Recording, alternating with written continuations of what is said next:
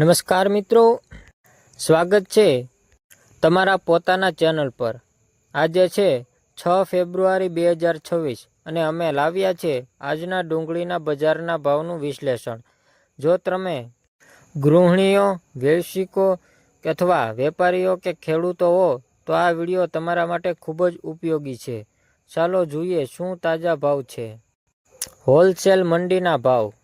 આજે શામલી એટલે કે ઉત્તર પ્રદેશમાં ડુંગળીનો સરેરાશ હોલસેલ ભાવ છે 1150 રૂપિયા પ્રતિ ક્વિન્ટલ, એટલે સરેરાશ ભાવ 11.5 પ્રતિ કિલો। બીજી બધી મંડીઓમાં ઓછાથી વધુ ભાવ આ પ્રમાણે છે। મોરેના એટલે કે મધ્યપ્રદેશ 1000 રૂપિયા પ્રતિ ક્વિન્ટલ। આથી આપણે જોઈ શકીએ છીએ કે હોલસેલ ભાવ આજના મોટા ભાગમાં મંડીઓમાં લગભગ 10 થી 15 રૂપિયા પ્રતિ કિલો વચ્ચે છે। તમને હોલસેલ ભાવ ઓછો હોય એટલે વિક્રેતાઓને પણ સારો મેળ મળે છે। ભાવમાં ફેરફાર કેમ? મિત્રો, ભાવમાં ફેરફાર કેમ ચાલો એ જાણીએ। સપ્લાય અને માંગ।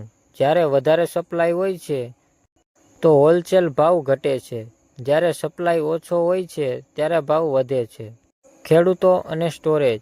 જો ખેડૂત પાસે કઠું રાખવાના અને સારા સ્ટોરેજ સાધનો હોય, તેઓ લાંબા સમય સુધી રાખી શકે છે અને બજારમાં ભાવ વધે ત્યારે વેચી શકે છે। પર્યાવરણ અને હવામાન।